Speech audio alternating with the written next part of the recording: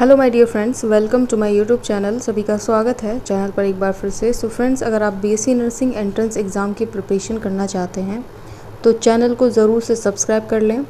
First video मेरा the living world के ऊपर MCQs के साथ में शेयर किया था। जिसने नहीं देखा, डिस्क्रिप्शन में लिंक है, वहाँ जा कर के आप देख लीजिए।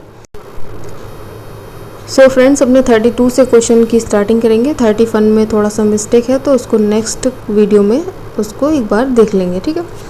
तो चलिए, नेक्स्ट हमारा क्वेश्चन क्या है 32 में आपका क्या दे रखा है, which of the following statement regarding nomenclature. अब नॉमेनक्लेचर की यहाँ पर बात हो रही है, स्टेटमेंट आपसे पूछा है कौन सा करेक्ट रहेगा, ठीक है, नॉमेनक्लेचर के रिगार्डिंग। तो यहाँ पर नॉमेनक्लेचर अगर पढ़ रखा है आपने तो बहुत अच्छी तरीके से आपको ये जो पॉइंट्स हैं वो क्लियर रहेंगे। तो नॉमेनक्लेचर में होता क्या है, ठीक है। तो पहला ऑप्शन क्या है, देखते हैं। Generic name always being with capital letter. देखिए, जेनेरिक नेम होगा हमेशा कैपिटल लेटर में होगा, वेयर द स्पेसिफिक नेम जो होते हैं वो हमेशा स्मॉल लेटर्स में होते हैं, ठीक है।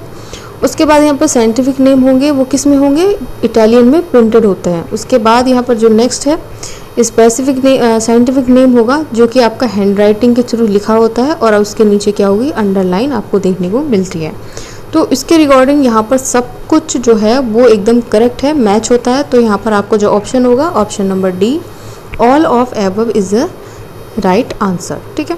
तो ऑल ऑफ एबव क्या है, आपका राइट आंसर हो जाएगा। तो इसी को हम टिक करते हुए नेक्स्ट क्वेश्चन देखेंगे। Next question 33। तो यहाँ पर हार्बेरियम के ऊपर आपसे करेक्ट स्टेटमेंट पूछा है, ठीक है। हार्बेरियम के ऊपर करेक्ट स्टेटमेंट पूछा है। तो हार्बेरियम के ऊपर यहाँ पर अगर आपने अच्छी तरीके से पढ़ रखा है, सारे स्टेटमेंट क्लियर हैं, तो सबसे पहले तो स्टेटमेंट पहला देख लेते हैं।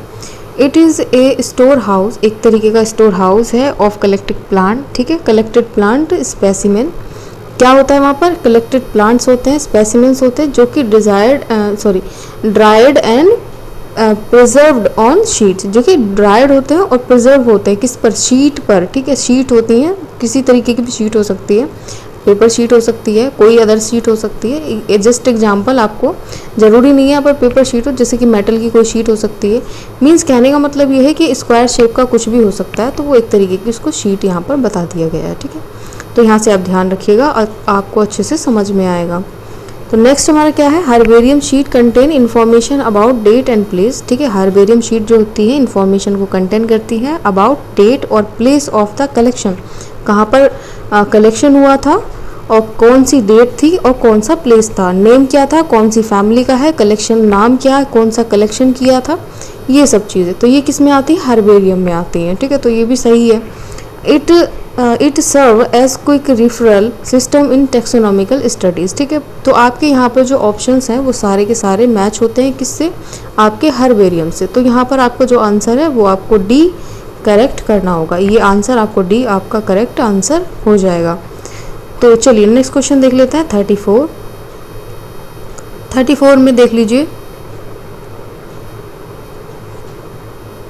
34 क्वेश्चन क्या कहता है वो भी देख लेते हैं। विच of the following statement regarding growth is incorrect, ठीक है। तो यहाँ पर आपको इनकरेक्ट पूछा है, ठीक है। किसके रिगार्डिंग पूछा है, ग्रोथ के रिगार्डिंग पूछा है, वो भी आप ध्यान रखिए। क्वेश्चंस को हमेशा क्लियर रखें। देखिए, क्वेश्चन को हमेशा रिपीट करके पढ़ें, एक बार में समझ में नहीं आता है तो दोबारा से पढ़ें, ठीक है। कोई प्रॉब्लम नहीं है, थोड़ा सा टाइम टेकन हो सकता है, बट स्टडी आपकी अच्छी तरीके से आप प्रिपेयर कर लोगे, कोई प्रॉब्लम नहीं आएगी, ठीक है। हमेशा रिपीट करके क्वेश्चन पढ़ें, क्वेश्चन को समझने की कोशिश कीजिए। ऐसा नहीं पढ़ लिया है, ठीक है, नहीं आता हटा दिया, ऐसा नहीं करना है। हमेशा समझिए क्या कहना चाहता है क्वेश्चन और क्या हमारे क्वेश्चन में उसका मीनिंग यहाँ पर बन रहा है। तो अपना क्वेश्चन नंबर 34 देखते हैं। विच of the following statement regarding growth is incorrect, आपसे पूछा है एक स्टेटमेंट बताइए जो कि इनकरेक्ट है, किसके रिगार्डिंग, ग्रोथ के रिगार्डिंग, ठीक है।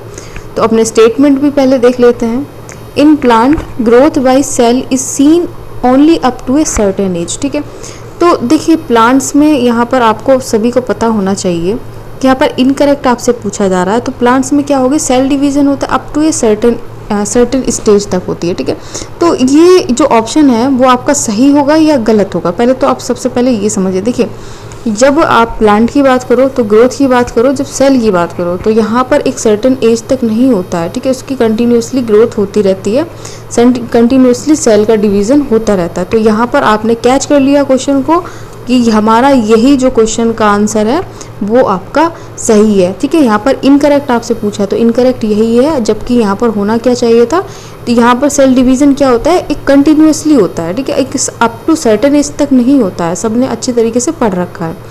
तो हमारा जो आंसर है वो आपका यहाँ पर ए वाला सही होगा, किसका, 34 का। चलिए नेक्स्ट क्वेश्चन देख लेते हैं। स्टेटमेंट भी देख लीजिए, यहाँ पर आपको दे रखा है कि in plant growth by cell division occur continuously through their life span, ठीक है। लाइफ स्पेन जब तक होगा तो वहाँ पर उसका जो सेल डिवीजन है वो कंटिन्यूसली होता रहता है, ठीक है। चलिए नेक्स्ट क्वेश्चन देखते हैं, क्वेश्चन नंबर 35 क्वेश्चन हमारा क्या कहता है, which of the following statement S statement S, इसको यहाँ पर इसको इंडिकेट किया है, तो यहाँ पर कंफ्यूज होने की ज़रूरत नहीं है। तो देखते हैं दोबारा से, विच of the following statement is और करेक्ट फॉर मेटाबॉलिज्म। तो यहाँ पर देखिए करेक्ट स्टेटमेंट पूछा है मेटाबॉलिज्म के रिगार्डिंग, ठीक है। तो यहाँ पर सबसे पहले तो अपना ऑप्शंस को आप क्लियर रखें, ठीक है। जो ऑप्शंस आपके दे रखे हैं उनमें अगर कुछ चीज़ें ऐसी हैं जो मेटाबॉलिज्म से मैच करती हैं तो उसको वहाँ पर इंडिकेट करते हुए चलें और नेक्स्ट आगे अपने ऑप्शंस को क्लियर करते हुए चलें। तो पहला ऑप्शन अपना देख लेते हैं, it is the sum of total of physical reaction, ठीक है। ये फिजिकल रिएक्शन तो नहीं है, एक केमिकल रिएक्शन है, सभी को पता है। It is a chemical reaction, क्या है, मेटाबॉलिज्म एक केमिकल रिएक्शन है, नॉट ए फिजिकल रिएक्शन। तो यहाँ पर ये तो गलत ही हो गया, ठीक है। तो अब नेक्स्ट देखते हैं, all plant animal fungi and microbes exhibit metabolism. देखिए हमेशा याद रखिए, कोई भी ऑर्गेनिज्म हो, ठीक है, या प्लांट की बात कर रहे हो, एनिमल की बात कर रहे हो, या फिर फंजाई या फिर माइक्रोब की बात करें, तो उसमें हमेशा मेटाबॉलिज्म रिएक्शंस होती हैं। तो यहाँ पर आपका जो आंसर है वो आपको आंसर यहाँ पर बी वाला जो आंसर होगा वो आपका करेक्ट रहेगा, ठीक है। तो बिना सोचे समझे अगर आपने देख लिया है all plant animal fungi and microbes exhibit metabolism, हर किसी में यहाँ पर मेटाबॉलिज्म की रिएक्शन होती है, और कंफ्यूज ना रहें, फिजिकल रिएक्शन नहीं होती, it is a chemical reaction, ठीक है। चलिए नेक्स्ट क्वेश्चन देख लेते हैं, अपना स्टेटमेंट भी करेक्ट कर लीजिए। Metabolism is defined as the sum of total of chemical reaction occurring in body, all plant animal fungi microbe exhibit metabolism, ठीक है। Isolated metabolism reaction in vitro not in living things but are living reactions, ठीक है। यहाँ पर एक चीज़ बहुत अच्छी है, इसको भी देखिए, आपका ये क्या कहना चाह रहा है वो भी देख लीजिए एक बार, यहाँ पर ये समझ लीजिए इसको बहुत अच्छे तरीके से।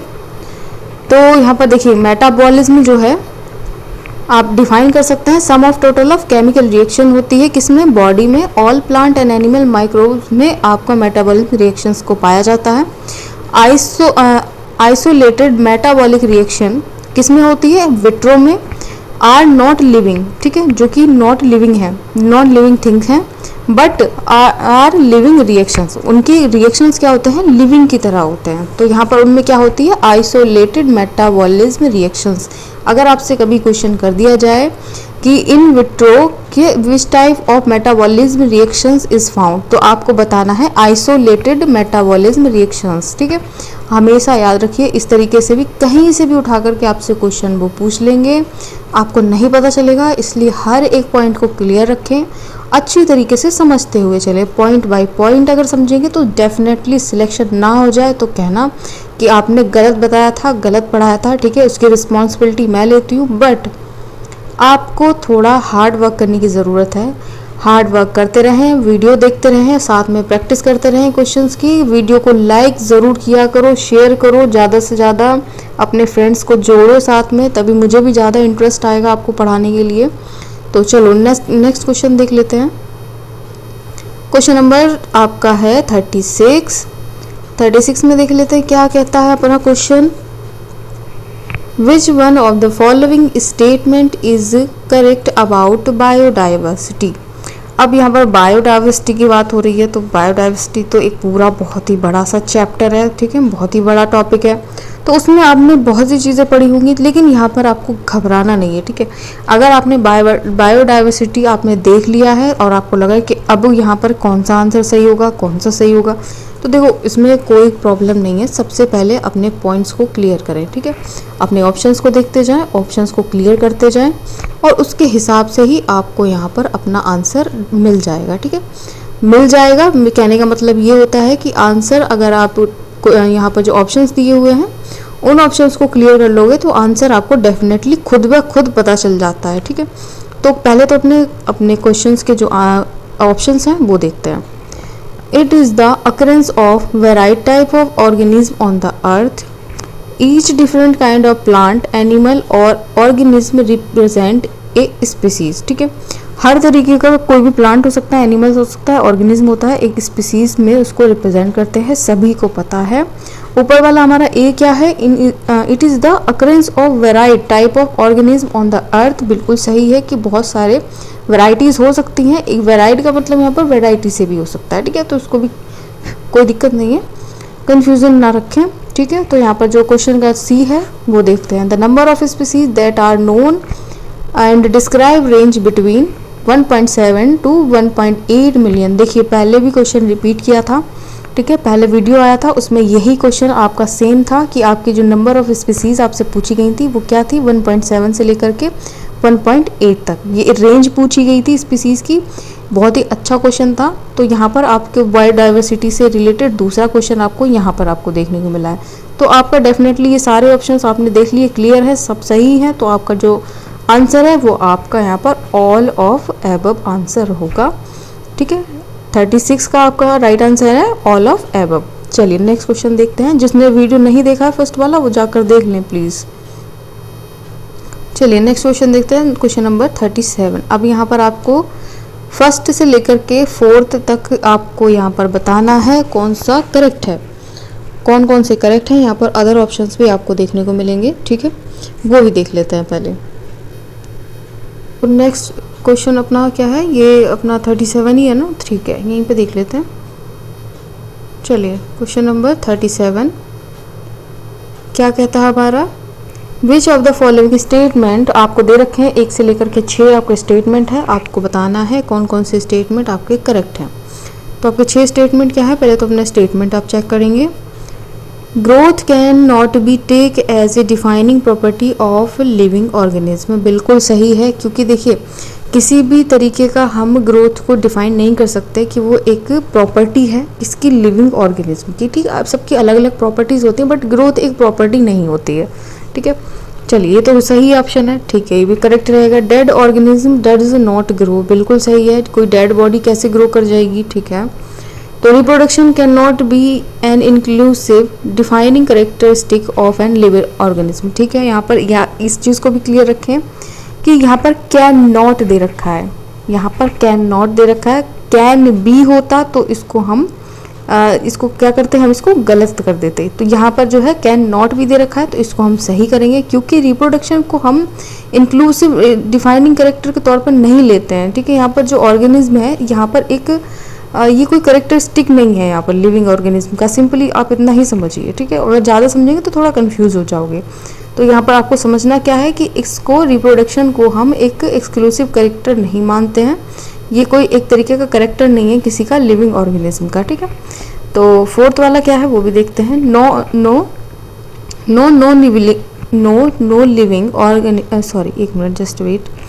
No living object is capable of replication itself. ठीक है, तो नो लिखा है यहाँ पे नॉन लिविंग। ठीक है, नो का मतलब नहीं कर सकते हैं जो नॉन लिविंग्स होते हैं, तो यहाँ पर क्या है, no non living object is capable for replication itself. तो देखिए अब यहाँ पर क्या लिखा है, नो लिखा है।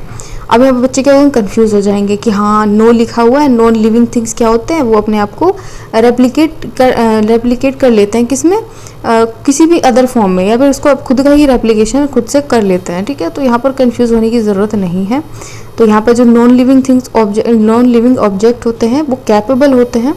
ठीक, तो यहाँ पर जो नो लिखा हुआ है इसके अकॉर्डिंग यहाँ पर जो ऑप्शन होगा इसको हम सही रखेंगे। ठीक है, यहाँ पर इसको सही रखेंगे, ये गलत नहीं रखेंगे। चलिए नेक्स्ट देखते हैं। Metabolism is a test tube is non living. ठीक है, तो ये क्या है हमारा गलत है। मेटाबॉलिज्म एक केमिकल रिएक्शन होता है, अभी थोड़ी देर पहले बताया था। उसके बाद में metabolism is A defining feature of all living organism, बिल्कुल सही है। तो यहाँ पर देखिए आपका जो ऑप्शन यहाँ पर वी रहेगा, इसको छोड़ करके आपके सारे के सारे सही रहने वाले हैं। हम सभी को सही करेंगे, सिर्फ यही हमारा एक गलत होगा। ठीक है, तो हमारा जो 37 का ऑप्शन है वहाँ पर नीचे कुछ दिया होगा। ठीक है, तो बी वाला क्या है हमारा, सही रहेगा ऑप्शन, यानी कि all except B. All except B, B को छोड़ करके सारे के सारे आपके क्या हैं, सही हैं। यहाँ पर सही आपसे करेक्ट पूछा था ना, यहाँ पर आपसे एक करेक्ट ऑप्शन पूछे थे। विच ऑफ द फॉलोइंग स्टेटमेंट, 1 से लेकर के 6 तक आपके कौन से करेक्ट हैं, तो आपके यहाँ पर फर्स्ट, सेकंड, थर्ड, फोर्थ, उसके बाद और 6, ठीक है, यहाँ पर आपके क्या है, करेक्ट होंगे। तो ऑप्शन आपका कौन सा होगा, B is a right answer. चलिए नेक्स्ट देख लेते हैं। 38,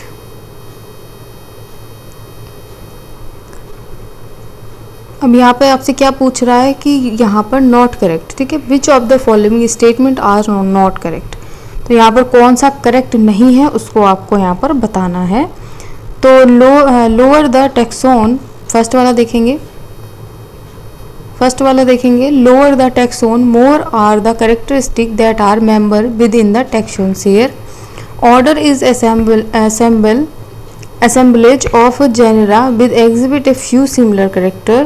Cat or dog are included in the some family Felidae, ठीक है, इसको जो भी आप पढ़ो वो पढ़ सकते हो, कोई प्रॉब्लम नहीं है।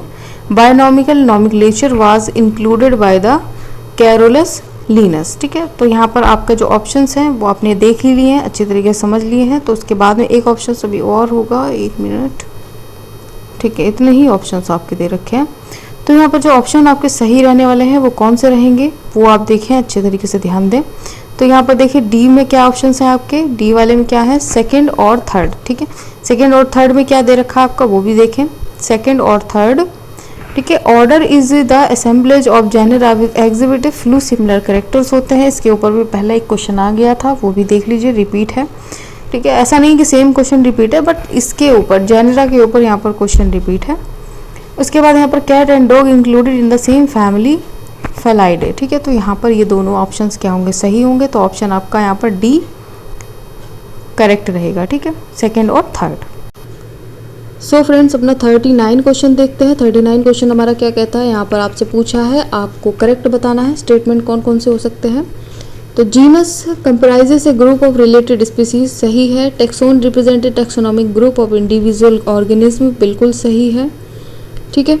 ये आपका शायद सही नहीं है, 1 मिनट मैं देख लेती हूँ, पहले ऑप्शंस पढ़ते हैं, पूरे रिपीट कर लेते हैं, ठीक।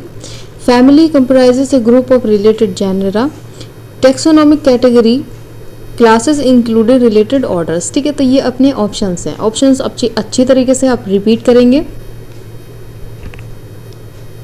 सो ऑप्शंस के अकॉर्डिंग यहाँ पर अगर देखा जाए तो यहाँ पर जीनस कंप्राइज एक ग्रुप होता है, ठीक है, रिलेटेड स्पीसीज से।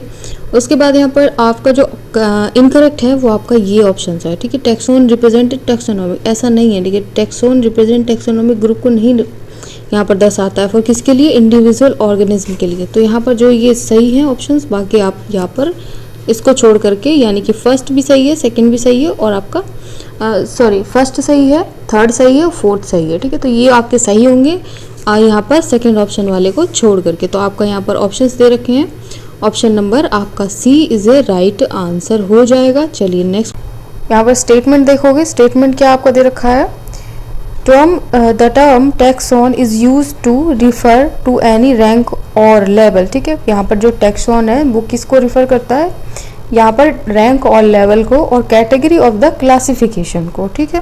तो ये आपका इसीलिए यहाँ पर आपका ये जो गलत है ऑप्शन, ठीक है, ये जो गलत है ऑप्शन वो इसीलिए है। टैक्सोन यहाँ पर रिप्रेजेंट नहीं करता है टैक्सोनॉमिक ग्रुप और इंडिविजुअल ऑर्गेनिज्म को, इसीलिए यहाँ पर इसको बता दिया है कि टैक्सोन किसको रिप्रेजेंट करता है, आपका रिफर करता है रैंक और लेवल और कैटेगरी ऑफ द क्लासिफिकेशन को, ठीक है। चलिए क्वेश्चन नंबर 10 देख लेते हैं। आपका यहाँ पर नॉट करेक्ट पूछा है, which of the following statement is are not correct. तो यहाँ पर नॉट करेक्ट आपको बताना है, सिंपली आप कौन सा ऑप्शंस अपने देखेंगे, ठीक है, कौन से यहाँ पर करेक्ट नहीं है। तो ऑप्शंस देख लेते हैं। Reproduction is the production of progeny processing feature dissimilar to their parents, ठीक है। The fungi, the filamentous algae, the protonema of mosses all multiply by budding, many organism like moulds, ठीक है, sterile worker bee do not reproduce. उसके बाद नीचे भी देख लेते हैं, 1 मिनट, नीचे अपने क्या दे रखा है, reproduction is not an all inclusive defining character of living organism. तो ये अपने ऑप्शंस दे रखे हैं जो कि आपने देखे, ठीक है। ऑप्शंस आपने समझे बहुत अच्छी तरीके से। तो ऑप्शंस के अकॉर्डिंग आपका जो आंसर है वो होना कौन सा चाहिए। देखिए, एक तो यहाँ पर reproduction is the production of progeny होता है, feature dissimilar of their parents, ठीक है। फीचर होगा उसमें कैसा होगा, डिसिमिलर टू द पेरेंट्स होगा। और यहाँ पर देखिए the fungi and filamentous algae the protonema of mosses all the multiply by budding, ठीक है। तो यहाँ पर बर्डिंग के थ्रू यहाँ पर या जो होता है आपका यहाँ पर मल्टीप्लिकेशन होता है। तो ऑप्शन आपके क्या होंगे, फर्स्ट और सेकंड करेक्ट है। तो यहाँ पर जो ऑप्शन है वो आपका कौन सा सही होगा, B. B is the right answer. चलिए नेक्स्ट क्वेश्चन देख लेते हैं। स्टेटमेंट एक बार चेक कर लेंगे, स्टेटमेंट में क्या कह रहा है। Reproduction refer to the production of progeny processing feature more or less similar to the parents, ठीक है। पहले भी ये बता चुके हैं। The fungi and filamentous algae protonema of mosses all easy multiply by fragmentation के थ्रू होता है, ठीक है। ये सारी चीज़ें आपको पढ़ना पड़ेगा बेटा, ऐसे आपको क्लियर नहीं रहेगा। सबसे पहले आपको थ्योरी पढ़नी पड़ेगी, थ्योरी पढ़ेंगे तो उसके बाद ही प्रैक्टिस कर पाएंगे, ठीक है। फ्रेगमेंटेशन से काफ़ी बार क्वेश्चन आते हैं, fragmentation, fungi, Moses, protonema of Moses, ठीक है। ये ऐसे क्वेश्चंस क्या होता है, रिपीटेबल होते हैं। तो ये इन क्वेश्चंस को आपको पढ़ना बहुत ही ज़रूरी है। तो आप अच्छी तरीके से पढ़ते रहें, अपनी प्रैक्टिस को करते रहें। प्रैक्टिस करेंगे तभी आप अपने एग्ज़ाम को क्लियर कर पाएंगे फ्रेंड्स। ये बहुत ही ज़रूरी है कि आपको प्रैक्टिस ज़रूर करना है। थ्योरी भी कंप्लीट करें, अपना प्रैक्टिस करें, रोज़ डेली आप पढ़ें। वीडियो आएगा आपके साथ में, रोज़ शेयर करेंगे, ठीक है। सुबह 9 बजे का मैंने टाइम फिक्स कर दिया है सभी लोगों के लिए। अच्छे से आप 9 बजे अपना वीडियो देख सकते हो, पढ़ सकते हो, ठीक है। तो चलिए यहाँ पर क्वेश्चन नंबर 41 देख लेंगे। Which of the following statement is are correct. यहाँ पर स्टेटमेंट आपसे पूछे हैं कौन से करेक्ट हैं। आपके यहाँ पर ऑप्शंस और भी दे रखे हैं जिसमें कि ओनली ए, सेकंड, थर्ड, फर्स्ट, फोर्थ, उसके बाद में आपका यहाँ पर दे रखा ऑल ऑफ दीज, ठीक है। तो यहाँ पर जो ऑप्शंस हैं वो आपके कौन कौन से होने वाले हैं वो भी देख लेते हैं। जो करेक्ट हैं, करेक्ट की बात हो रही है तो ज़्यादातर करेक्ट तो सभी होते हैं, फिर भी देख लेते हैं, कोई दिक्कत नहीं है। All living organism have ability to respond to environment stimuli which could be physical, chemical और बायोलॉजिकल, ठीक है। कुछ भी हो सकता है, कोई प्रॉब्लम नहीं है, बिल्कुल इसको करेक्ट रखेंगे, ठीक है। ऑल लिविंग ऑर्गेनिज्म क्या होते हैं, उनमें एबिलिटी होती है, किसके अकॉर्डिंग यहाँ पर रिस्पॉन्स कर पाते हैं वो, चाहे वो फिजिकल या केमिकल और बायोलॉजिकल, कुछ भी यहाँ पर इन्वायरमेंटल फैक्टर हो सकता है, ठीक है। सेकेंड वाला देखेंगे, plant respond to external factor. Plant क्या होता है, एक्सटर्नल फैक्टर्स पर यहाँ पर क्या करते हैं, रिस्पॉन्ड करते हैं, लाइक जैसे light, water, temperature, other organism या पॉल्यूटेंट ETC हो सकता है। तो इसको भी हम राइट रखेंगे, यही फैक्टर्स होते हैं। अब देखिए फोटो पीरियड के ऊपर यहाँ पर दोबारा से एक ये वर्ड फिर से रिपीट हुआ है, पहले इसके ऊपर भी क्वेश्चन आया था, वो भी देख लीजिएगा।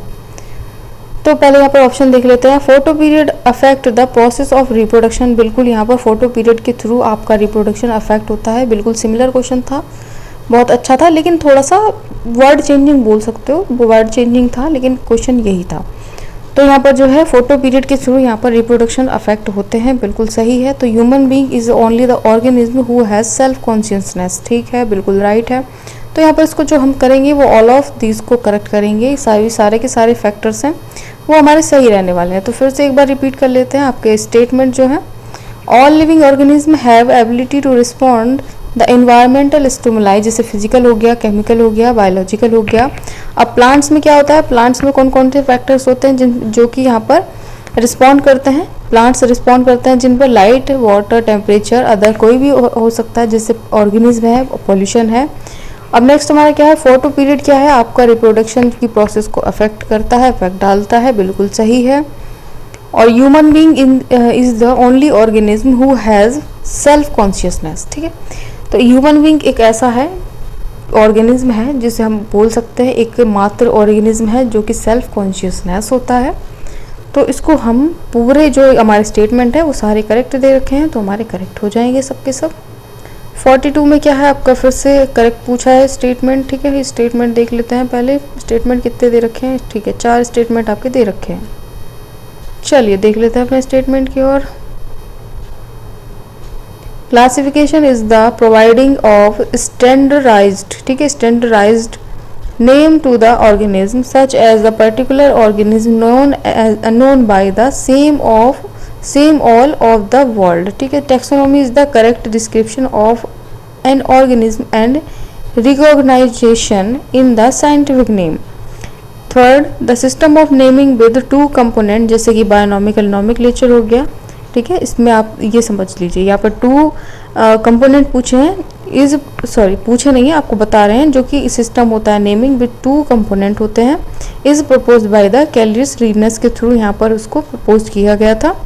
और यहाँ पर ये जो लास्ट ऑप्शन है वो भी देखते हैं, zoological name are based on international code for zoological nomenclature, जिसको हम ICZN के नाम से भी जानते हैं।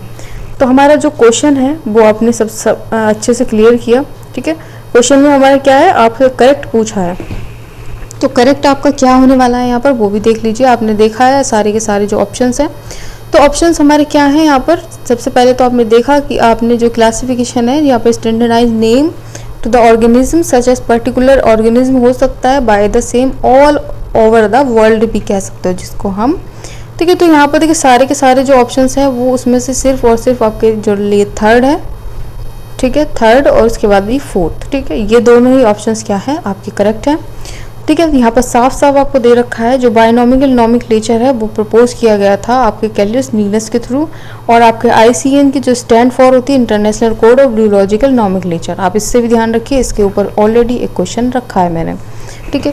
तो ये भी साथ साथ बताते चल रही हूँ कि इसके ऊपर भी एक क्वेश्चन ऑलरेडी रखा हुआ था, तो यहाँ पर ये दोबारा से मैंने अदर क्वेश्चंस रखे हैं, ठीक है। मतलब आप कहने का तरीका ये है कि ये कुछ भी घुमा फिरा के आपसे पूछ सकते हैं, ऐसा नहीं है कि इसका स्टैंड फॉर ही पूछ लिया आप, जैसे कि यहाँ पर आपसे पूछ लिया करेक्ट स्टेटमेंट क्या है, तो ये इस तरीके से भी आपसे पूछ सकते हैं। चलिए नेक्स्ट क्वेश्चन देख लेते हैं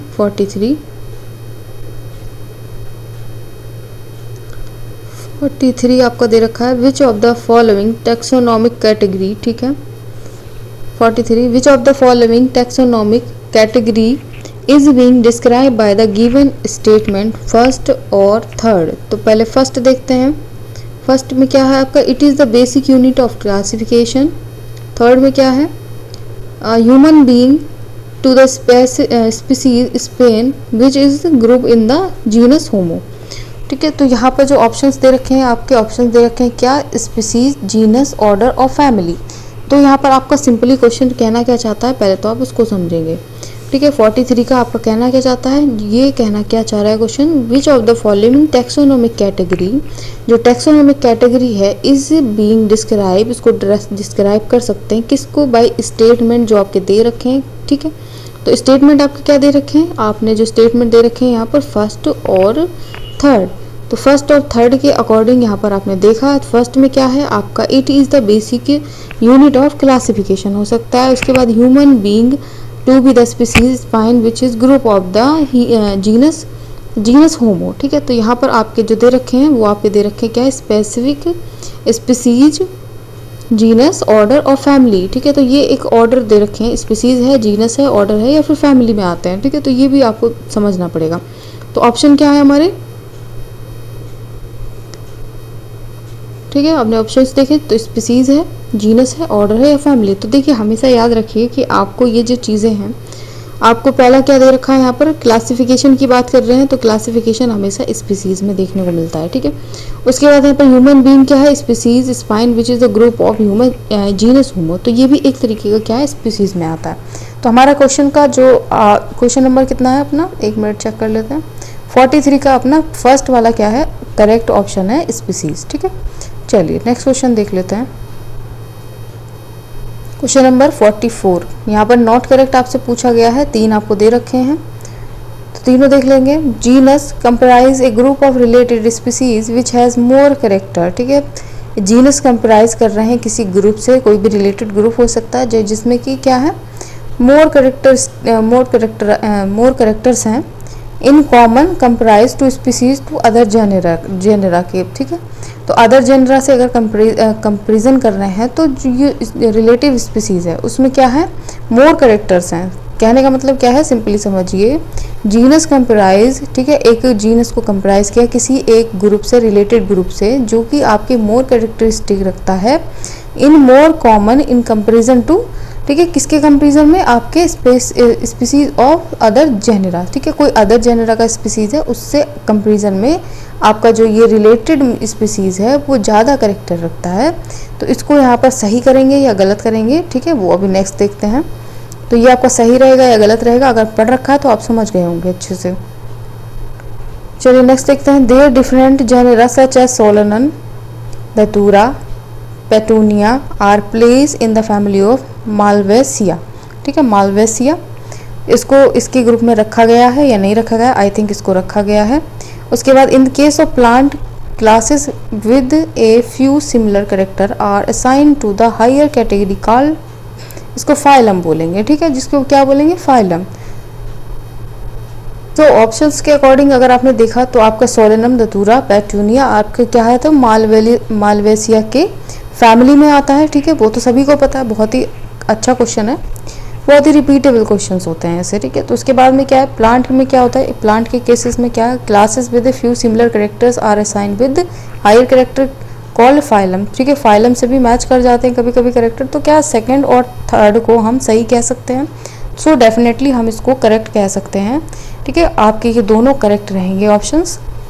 चलिए नेक्स्ट क्वेश्चन देख लेते हैं। तो आपको क्या होगा यहाँ पर, ऑप्शन सी आपका यहाँ पर राइट हो जाएगा। चलिए नेक्स्ट क्वेश्चन पे आप देख लेते हैं। 45 आपसे सेम वही उस तरीके का क्वेश्चन है, फर्स्ट और आपका फोर्थ में स्टेटमेंट आपको चेक करना है, उसके बाद आपको यहाँ पर बताना है। तो आपका जो पूछा है किसके अकॉर्डिंग पूछा है, taxonomical aid is being to describe the given statement. तो देर फर्स्ट देखना, they generally stabilize in education institute. उसके बाद फोर्थ देखते हैं, they often have collection of skeleton of animal too, ठीक है, they have collection of preserved plant animal specimen for study and reference, insect are preserved in box after collection, killing and pining, ठीक है। तो ये आपके रहे options. तो options में आपको सिंपली बताना क्या है, आपका टेक्सोनॉमिकल एड्स बताना है, जो कि डिस्क्राइब करना है कौन सी किसके अकॉर्डिंग, यहाँ पर फर्स्ट और फोर्थ के अकॉर्डिंग, ठीक है। तो यहाँ पर कौन सा राइट ऑप्शन रहेगा वो आपको बताना है।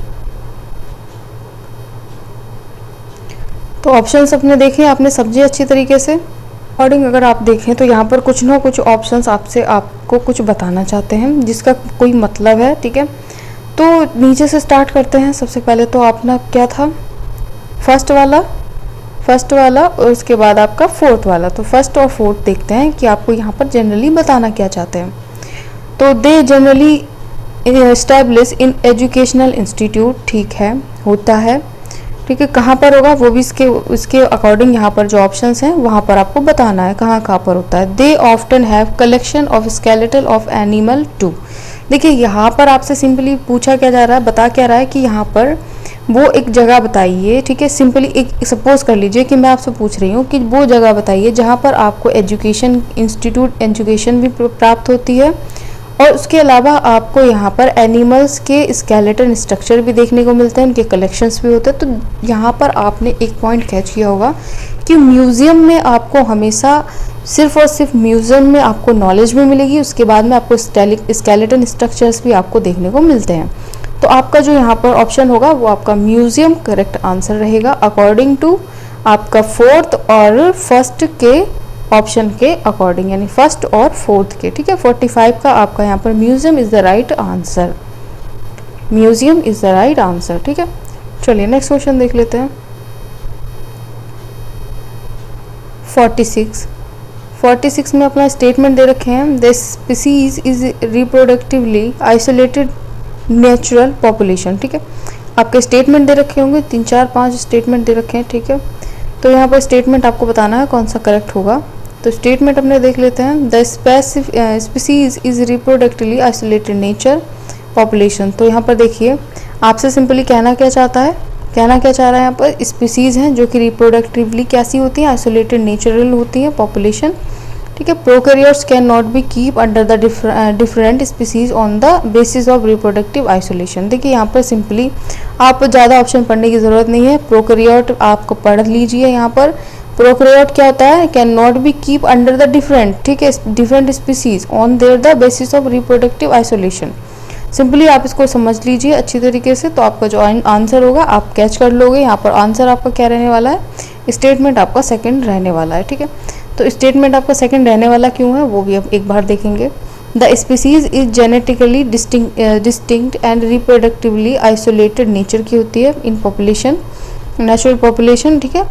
तो sexual reproduction is absent in prokaryotes, हमेशा याद रखिए सेक्सुअल रिप्रोडक्शन क्या होता है, प्रोकैरियोट्स में एब्सेंट होता है, सम प्रोटिस्ट में भी होता है, ठीक है। कुछ प्रोटिस्ट होंगे और कुछ प्रोकैरियोट, कुछ नहीं पूरे जो प्रोकैरियोट्स होते हैं, और कुछ प्रोटिस्ट होंगे, उनमें क्या होगा रिप्रोडक्शन जो कि self mode of sexual mode of reproduction absent रहेगा, ठीक है। कुछ केसेस में मॉर्फोलॉजिकल डिफरेंस भी हो सकते हैं, इसमें cytotaxonomy and chemotaxonomy are resort to, ठीक है।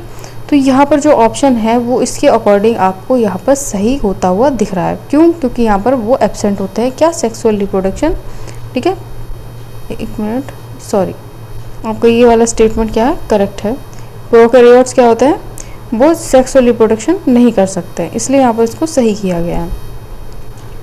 चलिए 47 देख लेते हैं। 47 में अपना क्या कहना चाहता है क्वेश्चन, 47 में आपको क्या कहना चाहता है, which of the following statement regarding growth, यहाँ पर ग्रोथ से देखिए दोबारा से रिपीट हुआ है क्वेश्चन, ग्रोथ के लिए यहाँ पर दोबारा से क्वेश्चन को रिपीट किया गया है। In animal is seen up to a certain age, ठीक है। देखिए एक सर्टेन एज तक यहाँ पर बताया गया है, इनकरेक्ट पूछा है। देखिए एनिमल में हमेशा पता है एक सर्टेन एज तक ही क्या होती है, ग्रोथ होती है, उसकी एक टाइम पीरियड होता है। कौन सा टाइम पीरियड होता है, बर्थ से लेकर के आपका जो डेथ तक का टाइम पीरियड होता है उसकी बात हो रही है। तो वहाँ तक क्या होती है, एक सर्टेन एज तक ही आपकी यहाँ पर ग्रोथ होती हुई दिखाई पड़ती है, ठीक है। तो नेक्स्ट देखते हैं, increases in body mass is considered as growth, तो इंक्रीज इन बॉडी मास, ठीक है। तो यहाँ पर सिंपली आपसे मतलब क्या कह रहा है कि यहाँ पर जो इंक्रीजमेंट होता है बॉडी मास में, वो क्या होता है, एक कंसीडर एज ग्रोथ के तरीके से उसको देखते हैं। तो ऐसा नहीं है, ठीक है, ऐसा नहीं है कि आप उसको कह दोगे कि वो एक ग्रोथ नहीं हो रही है, बिल्कुल वो ग्रोथ हो रही है। अगर मास में इंक्रीजमेंट है तो उसको हम ग्रोथ भी कह सकते हैं, ठीक है, डेफिनेटली कह सकते हैं, कोई प्रॉब्लम नहीं है। Growth by cell division occur continuously, ठीक है। Growth by cell division, growth जो होती है वो सेल डिवीजन होती है, कंटिन्यूसली होती है through their life span in animals, ठीक है। तो आपका जो यहाँ पर ऑप्शन है वो सी है, इसको हम इनकरेक्ट करेंगे, क्यों करेंगे वो भी देखेंगे, ठीक है। ग्रोथ की बात कर रही हैं तो cell division occur continuously through their life span तक होता रहता है एनिमल्स में, ठीक है। तो यहाँ पर जो स्टेटमेंट है उसके अकॉर्डिंग समझेंगे तब ज़्यादा आपको अच्छे से समझ में आएगा। तो ग्रोथ में भी define as the positive change in size often a period often, ठीक है। It can occur a stage of maturation भी होता है, process toward the fullness of fulfilment, ठीक है। Growth by the cell division occur continuously through the their life span in plants, ठीक है। तो यहाँ पर आपको सभी को पता होना चाहिए कि अभी ऊपर वाले रिपीट हुआ था, यहाँ पर जो लाइफ स्पान तक होता है एनिमल्स में, प्लांट्स में होता है लाइफ स्पान तक, और यहाँ पर ग्रोथ होती है अगर एनिमल्स की बात होती है तो up to a certain age तक होती है, ठीक है। क्लियर है, चलिए नेक्स्ट देखते हैं। तो ऑप्शन आपका क्या है, इसका सही ऑप्शन है, ठीक। आपसे इनकरेक्ट पूछा था तो ऑप्शन नंबर सी को करेक्ट करते हुए नेक्स्ट क्वेश्चन देखेंगे। नेक्स्ट क्वेश्चन आपका है 48 में आपका वही फिर से उसी तरीके का स्टेटमेंट दे रखा होगा, फर्स्ट और फिफ्थ के अकॉर्डिंग आपको बताना है। तो फर्स्ट देख लेते हैं, each step or rank in hierarchy is called taxonomic category, ठीक है। और यहाँ पर अपना क्या है, फिफ्थ देखते हैं। फिफ्थ में क्या है, फिफ्थ दिया ही नहीं है, एक मिनट, चलिए इसको नेक्स्ट क्वेश्चन को अपनी नेक्स्ट वीडियो में देख लेंगे, कोई दिक्कत नहीं है, इसको थोड़ा मिस्टेक हो गया, कोई दिक्कत नहीं। नेक्स्ट क्वेश्चन देख लेते हैं। सो फ्रेंड्स अपना क्वेश्चन नंबर 50 देख लेते हैं। Study of the following statement and select the correct description of the botanical garden, ठीक है। बोटेनिकल गार्डन की बात हो रही है तो अपना देख लेते हैं क्या क्या स्टेटमेंट दे रखे हैं। Plant species are grown for identification purpose के थ्रू यहाँ पर होती हैं, ठीक है। Labelling of each plant consist of the botanical name, specific name and family. Specimen are preserved in the jar and container. जो स्पेसिमेन होते हैं वो किस में रखे जाते हैं, आपके जार और कंटेनर में रखे जाते हैं। It is a type of storehouse which contain the diet, present and preserve plant specimen on the seat. ठीक है, plant specimen contain a labelling of the information about date and place. ठीक है, तो ये आपके स्टेटमेंट आपको देखने को मिले हैं, इसके नीचे भी स्टेटमेंट। ठीक है, आपके 4-5 स्टेटमेंट आपको देखने को मिले हैं, तो इसमें से आपको बताना है कि कौन कौन से आपके करेक्ट हैं। तो आपका जो करेक्ट आंसर है वो आपका पहला, और उसके बाद में सेकंड जो है आपका आंसर सही रहेगा। ठीक है, आंसर आपने देख ही लिया है, कोई प्रॉब्लम नहीं है। आपका आंसर पहला में क्या है, फर्स्ट स्टेटमेंट, और सेकंड आपने स्टेटमेंट जो है वो करेक्ट किया है। Plant species are grown in identification purpose के थ्रू ग्रो कराई जाती हैं। और आपका यहाँ पर क्या है, नेक्स्ट क्या है, labelling of each plant consist of botanical name होता है, उसका साइंटिफिक नेम होता है, एंड फैमिली का नेम होता है। ठीक है, तो यहाँ पर जो भी स्पीसीज रखी जाती होंगी, किसमें, कहाँ पर रखी जाती हैं। ठीक है, ये बोटेनिकल गार्डन की बात हो रही है। जब कभी भी कोई भी स्पीसीज या प्लांट स्पीसीज रखी जाएगी तो उसका आइडेंटिफिकेशन के पर्पस के लिए, और labelling of each plant consist of botanical name होता है उसके ऊपर। ठीक है, साइंटिफिक नेम होगा, और उसकी फैमिली का नेम उस पर प्रेजेंट होता है, उस पर एक लेबल के तरीके से लगाया जाता है। ठीक है, मीन्स एक जार है, उसमें मान लीजिए कोई स्पीसीज को रख दिया है, तो उसके ऊपर लेबल लगेगा कि वो कौन सा बोटेनिकल नेम है, साइंटिफिक नेम क्या है, और उसका फैमिली नेम क्या है, वो सब चीज़ें उसमें डिटेल में रखी जाती हैं। ठीक है, तो आज का सेशन इतना ही। ठीक है, मिलते हैं नेक्स्ट सेशन में। तो वीडियो को लाइक ज़रूर कर देना, अपने फ्रेंड्स को शेयर कर दीजिए, ज़्यादा से ज़्यादा स्टूडेंट अपने साथ में जुड़ जाएं, सब्सक्राइब ज़रूर करके रखें। नेक्स्ट वीडियो बहुत जल्दी आपके साथ में शेयर करेंगे, क्वेश्चंस की प्रैक्टिस करते रहिए। ठीक है, लाइक ज़रूर करें, शेयर ज़रूर कर दें, फ्रेंड्स को सब्सक्राइब करके रखें। नेक्स्ट अपडेट आपके साथ में ज़रूर से शेयर करेंगे। Thanks for watching dear friends.